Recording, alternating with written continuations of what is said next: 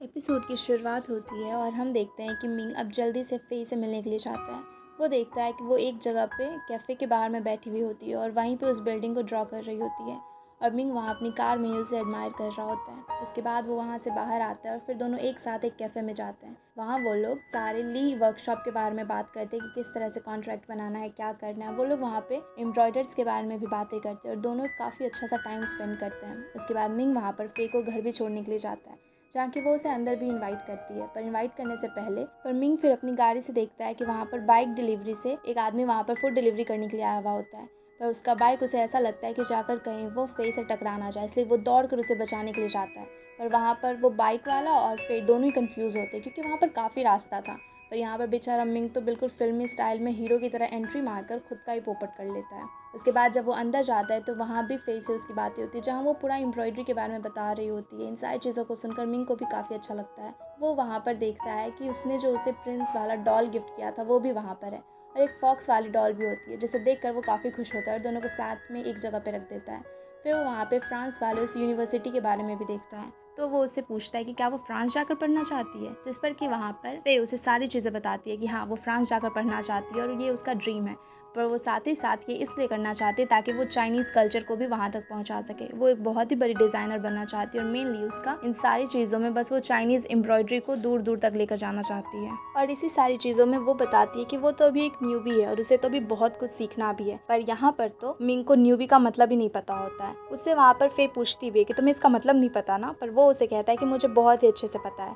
पर वो वहाँ से बाहर आते ही तुरंत यांग को कॉल करता है और बताता है कि मुझे इस न्यूबी वर्ड के बारे में बताओ। अब जब वो ऑफिस जाता है तो यांग तो उसे एक फ़ाइल में पूरी की पूरी इन्फॉर्मेशन हिला के दे देता है कि कब ये वर्ड आया, किसने पहले यूज़ किया, कब कैसा था। उधर हम जायू को देखते हैं जो कि एक शो में आया हुआ था। दरअसल यहाँ पर एक डिज़ाइनर जो उसकी फ्रेंड होती है, उसने इस शो को ऑर्गेनाइज़ किया था और ये सारी चीज़ों को करने में जायू ने उसकी बहुत मदद की थी। वहाँ पर हेटन भी होता है जिसको कि वो वेटर समझ लेता है और उससे वहाँ पर जाके ड्रिंक्स मांगता है। जब हेटन पीछे मुड़ के कहता है कि तुम मुझे भूल गए, तो वहाँ पे जायू फिर से उसे ज़्यादा भाव नहीं देता और फिर से उसकी बेइज्जती कर देता है। वहाँ पे हेटन को भी उस पर काफ़ी गुस्सा आता है। अभी वहाँ पर जायू ये नोटिस करता है कि दूर में मिंग और फ़ेई बातें कर रहे हैं। दरअसल वहाँ पर आज मिंग को काफ़ी काम होता है, पर जब उसे पता चलता है कि फ़ेई शो में आ रही है तो वो भी जल्दी से आ जाता है। फ़ेई उसे भी देखकर यही बातें कर रही होती है कि तुमने तो कहा था कि तुम्हारे पास टाइम ही नहीं है, पर फिर भी तुम आ गए। अब दोनों ही वहाँ पर खड़े बातें कर रहे होते हैं और दूर से इन सारी चीज़ों को वहाँ पर जायू देख रहा होता है। वो समझ जाता है कि शायद मिंग और फ़ेई फ्रेंड्स हैं। अब वहाँ पर एक दूसरी डिज़ाइनर फ़ेई को बुलाने के लिए आती है क्योंकि बाई ने जो कपड़े पहने थे उसमें काफ़ी बड़ा सा एक कट लग गया था। अब फ़ेई वहाँ पर जाती है, उसे अच्छे से संभाल लेती है। बाई वहाँ पर उसके ड्रेस में सुझाव वाली एम्ब्रॉयडरी करती है, जिसे देख कर के सारे लोग काफ़ी इंप्रेस हो जाते हैं। और वहीं पर जायू भी आता है जो कि उसकी एम्ब्रॉयडरी को बहुत ही ध्यान से देखता है और उसकी तारीफ़ भी करता है। अब जब वो वहाँ से चली जाती है तो बाई गुस्से में बोलने लग जाती है कि उसने क्या खास बनाया, उसने तो कुछ भी नहीं किया, ये कुछ भी नहीं है।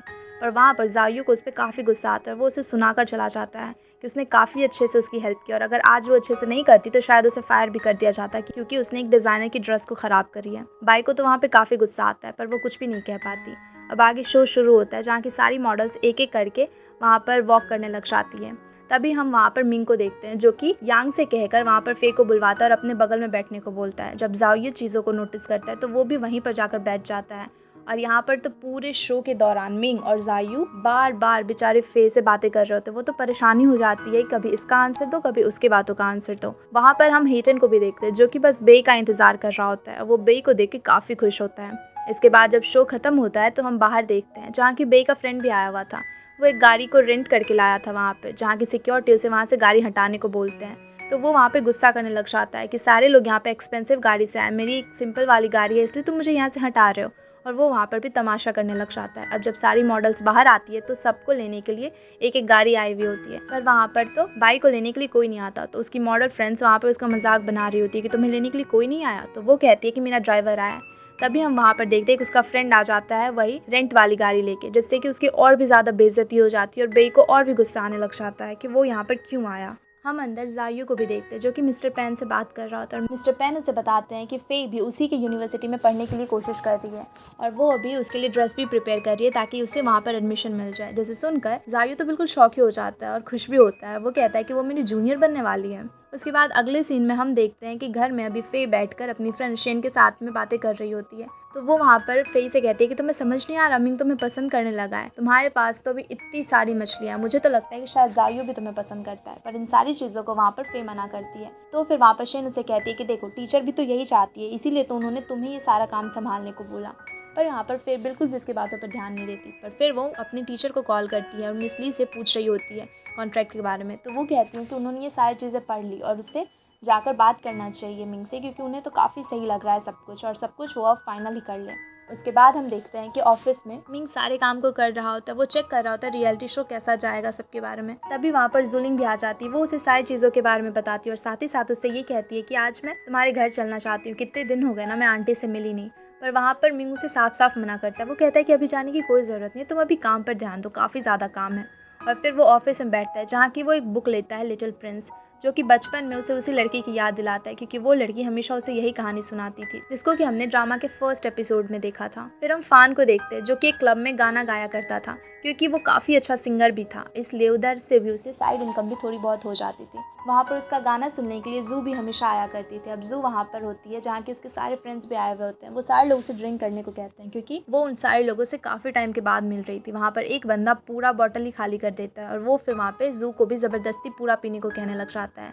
अब वहाँ पर फ़ान को ये सब बिल्कुल पसंद नहीं आता, इसलिए वो गाना रोककर नीचे उतर कर चला जाता है। सारे लोग को लगता है कि कहीं ये लड़ाई झगड़ा तो नहीं करेगा, पर वो वहाँ पर वैसा कुछ नहीं करता और वो कहता है कि वो भी तो जू का फ्रेंड है, तो वो ये बॉटल को खाली कर देगा। वो वहाँ पर वो सारे बॉटल को खाली कर देता है और गाना भी गाता है, जिससे कि वहाँ पर जू भी काफ़ी ज़्यादा इंप्रेस हो जाती है। अब वो बाहर निकल कर जू को घर जाने को कहता है, पर जू अभी शायद थोड़ी नशे में थी। वो बार बार उसे कह रही थी कि शायद वो उसे पसंद करने लगी है, पर फान वहाँ पे हंसने लग जाता है और उसे वो टैक्सी में बिठाकर घर जाने को कहता है। अब अगले सीन में हम फ़े को देखते हैं, जिसे कि मिलने के लिए ज़ायू आया हुआ था। वो उसे एक सीज़र गिफ्ट करता है और वो बताता है कि वो एक बहुत ही बड़े डिज़ाइनर का है। जब फ़े को ये पता चलता है तो वो लेने से मना कर देती है। वो कहती है कि देखने में तो ठीक है, पर मैं ये ले नहीं सकती, ये बहुत ही एक्सपेंसिव है। पर फिर उसे ज़ायू कहता है कि उसे पता चल चुका है कि वो उसकी यूनिवर्सिटी में एडमिशन लेने की कोशिश कर रही है, तो इस हिसाब से वो उसकी जूनियर हुई, तो वो इस वजह से उसे गिफ्ट करना चाह रहा है। अब वहाँ पर फ़े भी खुश हो जाती है और वो उस सीज़र्स को ले लेती है। अब इसके बाद वो वहाँ पर मिंग से मिलने के लिए जाती है। वो उसके ऑफिस के बाहर में बहुत टाइम तक उसका वेट कर रही होती है। तभी मिंग आता है। वो कहता है कि तुम अंदर क्यों नहीं आ रही थी? तो फ़े कहती है बस यूँ ही। तो वो कहता है कि तुम्हें सिक्योरिटी से डर लग रहा था, और वो उसका काफ़ी वहाँ पे मजाक बनाने लगता है, क्योंकि यहाँ पे सचमुच में फ़े को उसकी सिक्योरिटी से ही डर लग रहा था। पहले जब वो ऑफिस में जाना चाहती थी तो वो लोग हमेशा ही उसे बाहर निकाल के फेंक देते थे, इस वजह से। अब वो हंसने लगता है और कहता है कि अच्छा, तुम्हें अंदर जाने में डर लग रहा था, इस वजह से तुमने कंपनी के CEO को भी बाहर बुला लिया। वहाँ पे फ़े को भी हंसी आ जाती है और फिर वहाँ पर मिंग उसे कहता है कि चलो फिर अब सेलिब्रेट करते हैं, क्योंकि हम लोगों का कॉन्ट्रैक्ट आज साइन होने वाला है। अब इसलिए वहाँ पर फ़े उसे सेलिब्रेट करने के लिए एक छोटे से रेस्टोरेंट में लेके जाती है, जहाँ की फ़े को तो काफ़ी मज़ा आ रहा था। वो यहाँ पर अक्सर आया करती थी, पर बेचारे मिंग को तो वहाँ पे काफ़ी अजीब लग रहा होता है, क्योंकि वहाँ पर काफ़ी गंदगी होती है और वो ऐसे जगह पे कभी खाया नहीं करता था। पर वहाँ पर फ़े होती है, इसलिए वो खुशी खुशी बैठ जाता है खाने को। अब वहाँ पर फ़े तो खाना ही शुरू कर देती है, पर मिंग कहता है कि उसे गर्म पानी चाहिए। फ़े उसे कहती है कि गर्म पानी की क्या ज़रूरत है, वो गर्म पानी नहीं पीती, इतनी भी ज़्यादा हेल्थ कॉन्शियस नहीं है वो। तो वहाँ पर मिंग उसे कहता है कि इसके लिए मैं पीने के लिए गर्म पानी नहीं मंगवा रहा हूँ। फिर वो उसके हाथ से चॉपस्टिक्स लेता है और उसको गर्म पानी में धोता है और कहता है कि अब अच्छे से खाओ। यहाँ पर फ़े को भी हंसी आती है। वो कहती है कि तुम इतना ज़्यादा कैसे केयर कर सकते हो? तो मिंग कहता है कि मैं करता हूँ, तुम्हें इन सारी छोटी छोटी चीज़ों पर भी तो ध्यान देना चाहिए ना। अब खाने के बाद में वो उसे घर तक छोड़ने के लिए जाता है। उससे फ़े कहती है कि तुम्हारी कार तो पीछे ही है, फिर तुम पैदल पैदल क्यों चल रहे हो? तो बेचारे मिंग को कोई एक्सक्यूज़ भी नहीं मिलता। वो बस ऐसे ही बोलने लगता है कि अच्छा, डाइजेशन के लिए जा रहा हूँ, ये वो आलतू फालतू से रीजंस देने लगता है, क्योंकि उसे तो बस वहाँ पर फ़े के साथ में चल के जाना था। दूसरी तरफ हम घर पे फ़ान को देखते हैं, जिसका कि डोरबेल बजता है। वो खोलता है तो वहाँ पे जू आई हुई होती है। फ़ान उसे कहता है कि वो यहाँ पर क्या कर रही है? तो जू कहती है कि आज वो फिर से क्लब में गई थी, पर वो आया ही नहीं, इसलिए वो उसे चेक करने के लिए आ गई। अब वहाँ पर वो देखती है कि कितने सारे डॉल्स रखे हुए थे, फॉक्स वाला डॉल और वहाँ पे वो प्रिंस वाला डॉल भी। वो उस प्रिंस वाले डॉल को फ़ान से मांगती है, पर फ़ान मना कर देता है। वो कहता है कि वो उसकी बहन का है, तो इसलिए वो तो उसे बिल्कुल ऐसे दे नहीं सकता ना। पर फिर भी वो बार बार उसे रिक्वेस्ट करने लगती है कि प्लीज़ मुझे दे दो ना। तो फिर फ़ान भी मान जाता है। वो कहता है कि ठीक है, तुम इसे रख लो। उसके बाद वो लोग घर में ही होते, थोड़ी देर बातें करते हैं, उसके बाद वो जाने लगती है। तो फ़ान भी उसे नीचे छोड़ने के लिए जाता है। उधर हम देखते हैं कि फ़े भी अपने घर के पास में पहुंच गई होती है। अब वहाँ पर मिंग उसे कहता है कि वो बार बार उसकी शक्ल क्यों देख रही होती है। दरअसल मिंग को लग रहा होता है कि शायद वो उसे पसंद करने लगी और अब शायद वो कन्फेस करेगी। पर वहाँ पर फ़े तो उसे कहती है कि उसके मुंह में अभी तक सॉस लगा हुआ है, उसने खाना किस तरह से खाया। जिसे सुन के बेचारा मिंग तो काफ़ी ज़्यादा एम्बैरेस्ड फील करने लग जाता है। अब वहाँ पर फे उसे कहती है कि रुको मैं साफ़ कर देती हूँ, और वो टिश्यू से उसके फेस पे लगे हुए सॉस को साफ़ कर रही होती है। पर तभी वहाँ पर फान और जू भी आ जाते हैं। वो दोनों देख के शॉक हो जाते हैं कि यार इतना ज़्यादा क्लोज क्यों हो तुम लोग, और यहाँ पे इन दोनों की ही सिट्टी पिट्टी गुल हो जाती है। अब वहाँ पर मिंग जब फान के साथ में अपनी बहन को देखता है तो वो उसे कहता है कि तुम इतनी रात को किसी लड़की के साथ में क्या कर रही थी। पर वो दोनों तो इन्हीं दोनों को कहने लग जाते हैं कि आप लोग क्या कर रहे थे, इतनी रात को लड़का लड़की घूमते हैं क्या इस तरह से अकेले, और उन्हें परेशान करने लग जाते हैं। अब वहाँ पर मिंग तो कुछ भी नहीं कहता और अपनी बहन को कहता है तुम अभी घर चलो। उसको घर लेके चला जाता है और रास्ते में बार बार वो उसे यही पूछ रहा होता है, वो उसकी क्लास लगा रहा था कि तुम इतनी रात को क्या कर रही थी उसके साथ में। पर यहाँ पर जू तो और भी ज़्यादा चालाक होती है। वो मिंग से कहने लगती है कि तुम कितने अच्छे लगते हो फे के साथ में, तुम दोनों डेट कर रहे हो क्या। ये सुनकर मिंग तो और भी ज़्यादा खुश हो जाता है। वो जू की क्या क्लास लगाएगा, वो तो स्माइल ही करते रह जाता है। उधर दूसरी तरफ घर पे वे बैठ के भी उसी के बारे में सोच रही होती है और उसका भाई भी उसे परेशान कर रहा था कि मुझे सच सच बताओ, तुम दोनों डेट कर रहे हो, क्या कर रहे हो, बताओ तो। पर वहाँ पर वो भी कुछ नहीं कहती और बस स्माइल ही करती रहती है। अब सोने जाने के वक्त में वो फिर से लाइव आती है और उसी ऐप पर बात कर रही होती है। सामने से उसे मैसेज आता है जो कि दरअसल मिंग ने ही किया था कि आज का दिन शायद उसका काफ़ी अच्छा है। तो वो हाँ करती है। फिर वो उसे बताता है कि मैं तुम्हें अपना एक सीक्रेट बताऊं, जिस पर वो कहती है कि अच्छा बताओ। तो वो कुछ गानों के लिरिक्स लिखता है जो कि फ्रेंच में था। ये जानकर वो उससे पूछने लग जाती है कि तुम्हें फ्रेंच आता है। तो मिंग कहता है कि हाँ। तो फिर फे उसे पूछती है कि मुझे इसका मतलब तो बताओ। पर मिंग कहता है कि मतलब खुद ही सोच लो। और यही सुनते सुनते उसकी बातों को ही वो सो जाता है और वो ऑफलाइन शो करने लगता है। तो फे को लगता है कि शायद वो कहीं और चला गया, उसे तो पता ही नहीं था कि उसकी बातें सुनकर वो कितने अच्छे से सो पाता है, और वो भी वहाँ पर सो जाती है। अगले दिन हम ऑफिस का सीन देखते हैं जहाँ कि वो काफ़ी खुश था क्योंकि उसने एक आईडी बनवाई हुई थी वहाँ पर फे के लिए भी, क्योंकि अगर उसके पास में अगर आईडी रहेगा तो वो कभी भी ऑफिस में आ जा सकती है। वो तो बेचारा इमेजिन कर रहा था कि जब वो इस चीज़ को फे को देखा तो वो कितना ज़्यादा खुश हो जाएगी, वो उसे थैंक यू बोलेगी और एकदम बहुत ज़्यादा खुश रहेगी। पर होता बिल्कुल इसके उल्टा है। पर जब वहाँ पर फे आती है तो वो कहती है कि तुमने ये क्यों बनवा दिया, इसकी ज़रूरत ही क्या थी, मैं ये लेकर क्या करूँगी। और वहाँ पर यांग को तो काफ़ी हंसी आ रहा था इस तरह से बेचारे मिंग की बैंड बजते हुए देखकर। पर मिंग उसे कहता है कि कोई बात नहीं, तुम्हें नहीं लेना तो तुम मत लो। और वहाँ पर फिर हंस के उसे ले लेती है और कहती है वैसे ज़रूरत तो नहीं है पर मैं ले लेती हूँ, जब तक काम है तब तक रखूँगी, फिर मैं तुम्हें वापस कर दूँगी। और वो वहाँ से जाने लग जाती है। पर तभी वहाँ पर उसे जाते हुए जुलिंग भी देख लेती है। अब जुलिंग बाहर जाती है, वो इन दोनों को ही देख रही होती है, इनकी बातें सुनती है जहाँ की ये दोनों आपस में नोक-झोंक कर रहे होते हैं। और इन सारी चीज़ों को देखकर जुलिंग काफ़ी ज़्यादा जेलस भी फील कर रही होती है।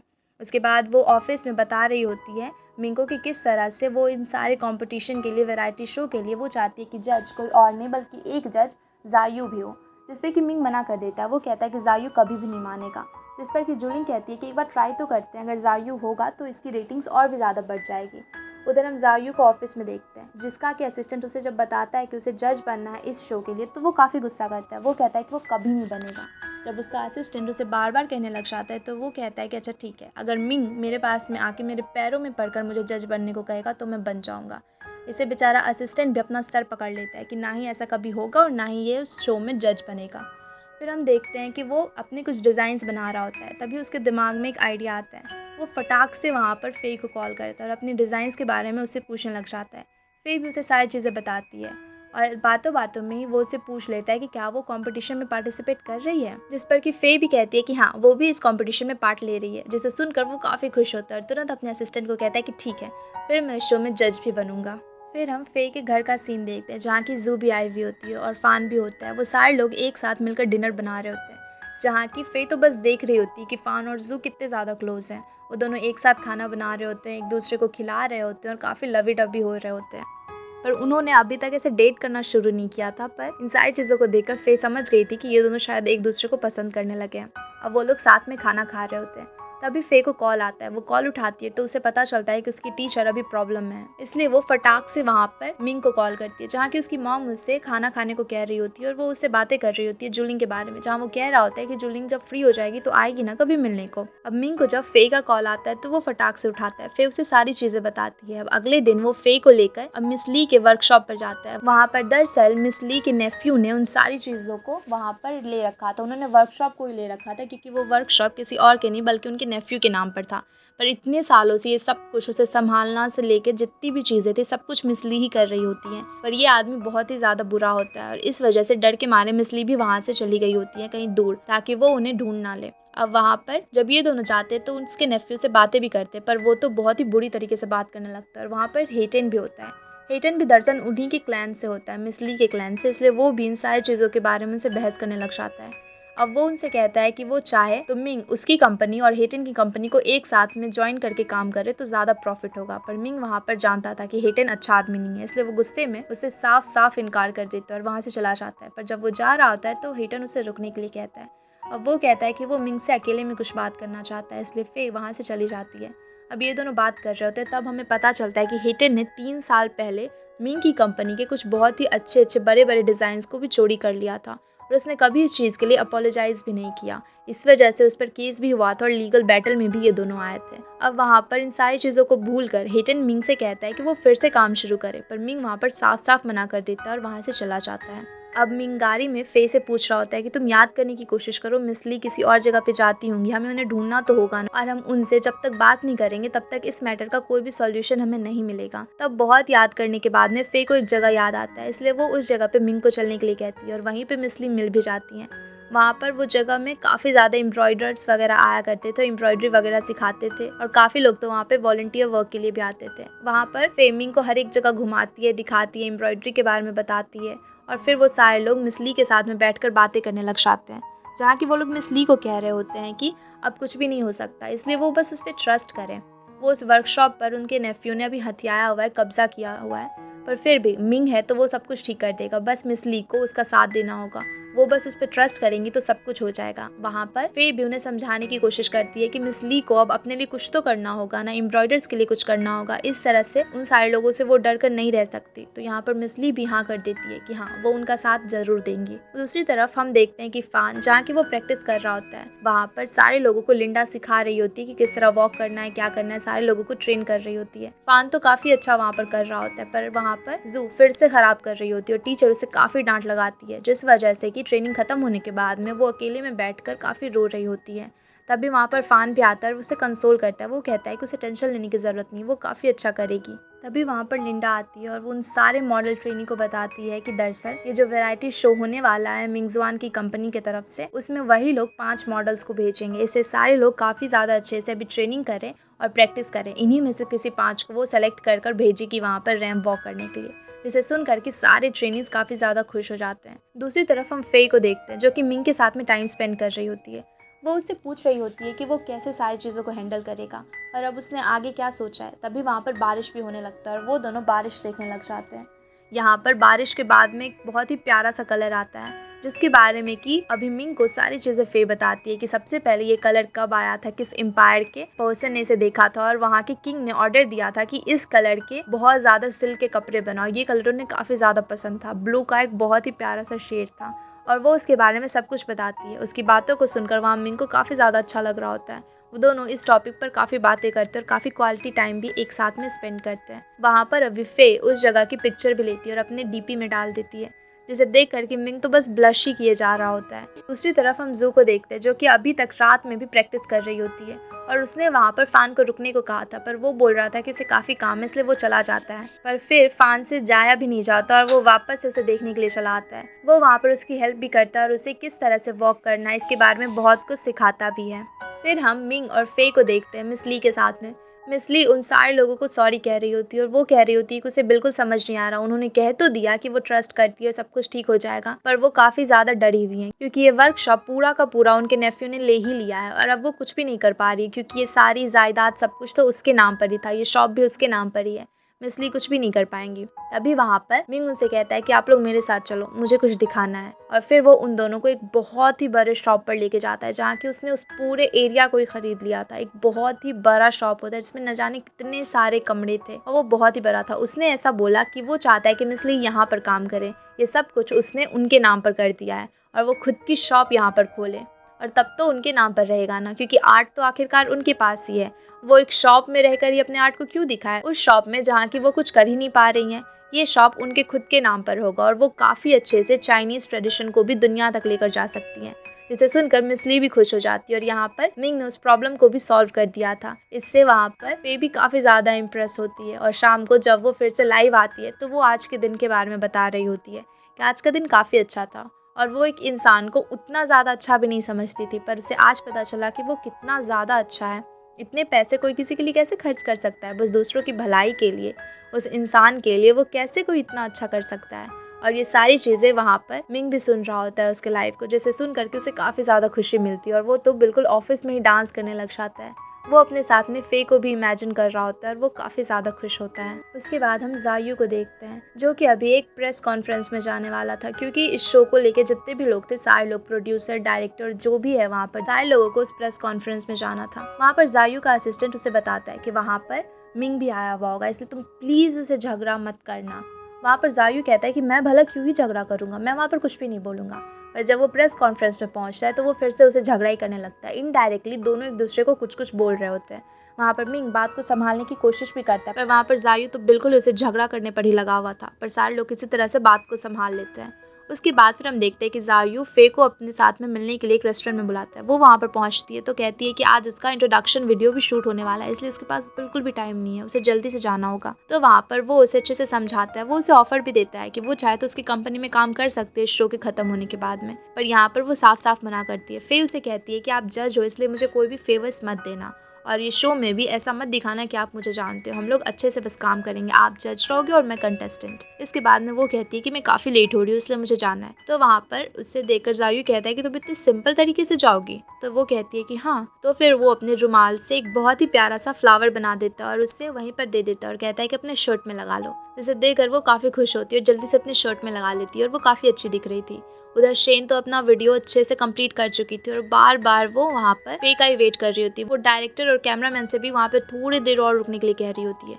तभी देखती है कि फे भी जल्दी से भाग भाग कर आ गई है। वो फे से कहती है कि जल्दी चलो शूटिंग के लिए, और अभी फे भी जाती है। वो अच्छे से अपने इंट्रोडक्शन वीडियो को शूट करती है और काफ़ी अच्छे से फेवरेट को पसंद करती है, सारी चीज़ों को अच्छे से वहाँ पर एक्सप्लेन करती है और सारे लोगों को काफ़ी अच्छा लगता है। वो लोग वहाँ पर शूट खत्म कर लेते हैं। उसके बाद फे वहाँ पर फिर से मिंग के ऑफिस में जाती है, तो वहाँ पर सिक्योरिटी उसे रोकता है, पर इस बार तो उसके पास में वो आईडी कार्ड था जिसे वो दिखा देती है और बहुत ही प्राउडली अंदर घुसती है। उसके बाद वो वहाँ पर डिज़ाइन स्टूडियो ढूंढ रही होती है, तभी मिंग भी आ जाता है। वो उसे अपने साथ में लेकर जाता है और बातें करने लग जाता है। वो उसे कहता है कि डिज़ाइनिंग स्टूडियो दिखा दूंगा, पर पहले चल के कुछ डिज़ाइंस देख लो। और बातें करते करते वहीं पर जुलिंग भी आ जाती है।